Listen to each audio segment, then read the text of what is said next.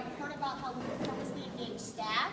You heard about how we purposely engaged our parents. We're going to talk about the ways that we purposely engaged our students, thinking about what are ways that we really targeted to get them to those levels that we wanted them to reach.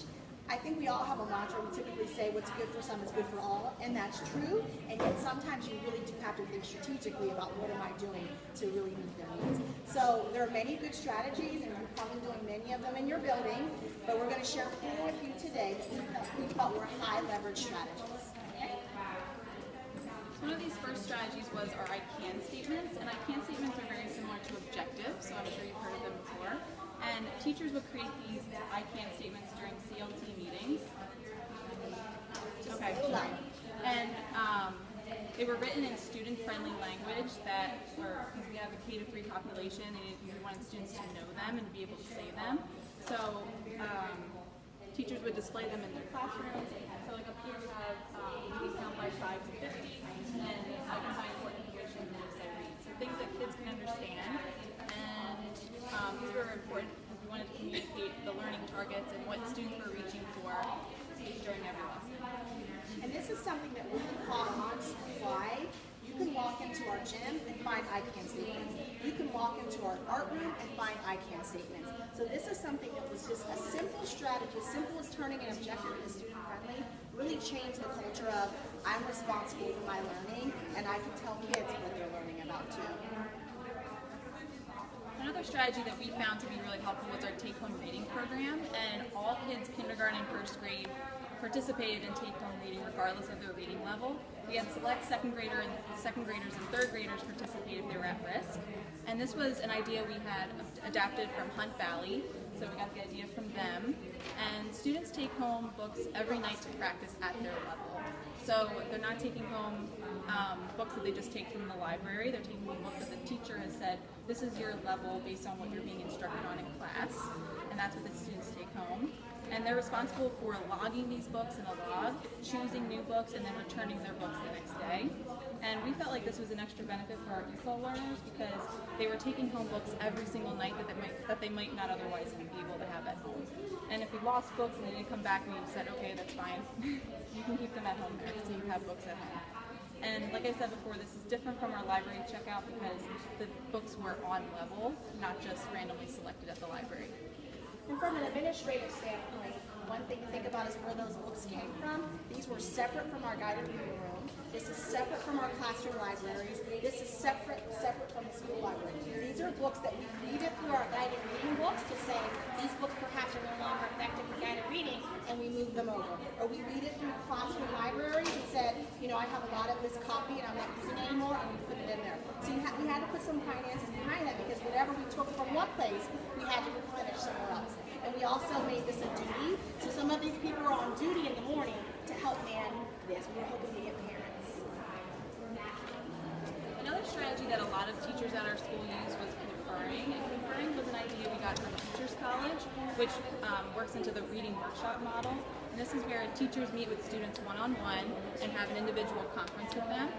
And a teacher would come and touch base with a student while they're already engaged in level text reading during the reading workshop, and the teacher might just come up and sit next to them and say, what are you reading today? They would also have a sheet that looks similar to this one.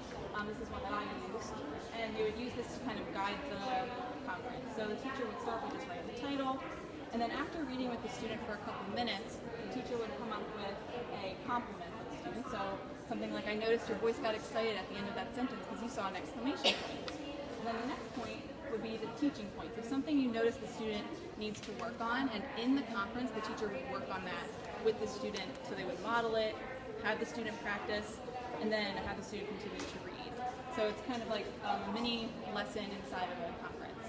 Then the last point is kind of like the next steps point for the teacher. So what does the student need now? Do they need a different intervention group? Do they need to be in a different guided reading level group? Or do I need to make a whole mini lesson for the whole class based on what I learned from this student? That's kind of for the teacher. So after the teacher is conferred with most of the class, the teacher can start making strategy groups. And strategy groups were something else that we learned from Teachers College, where instead of the usual guided readings, it's kind of something to add to your guided reading instruction, where teachers would focus on one specific skill in a strategy group. So if I noticed that five of my kids need work on blending, then I would pull a group of 5 kids to work on just blending, 1 or 2 times or however many times I need to do it. So instead of it always being just by level guided reading, the teacher can also do strategy groups.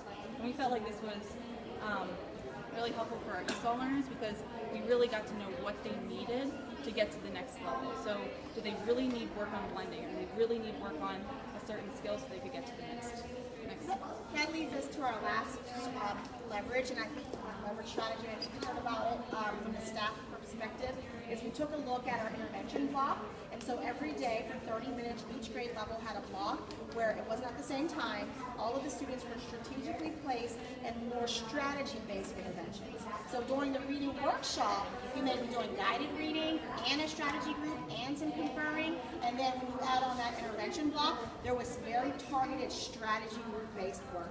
And for some kids, it was just practicing strategies. So they were in a larger groups because they were just practicing. They didn't need that targeted intervention.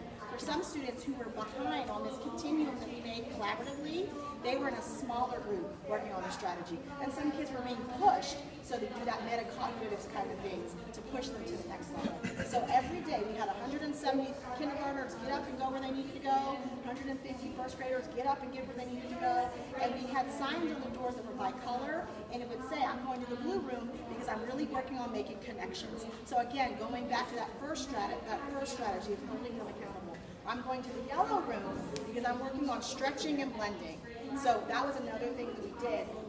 This was not an overnight process. I don't think we even started this until about December, and we got better and better at it. We started to realize making sure we had, obviously, the best people with different groups. So if I'm really good at teaching connections, I should be working with the connections group. Or if this group seems to be heavily ESOL focused, perhaps we have a co-teacher, ESOL teacher, have that strategy group. So that was a process too, and I think we got better and better at that.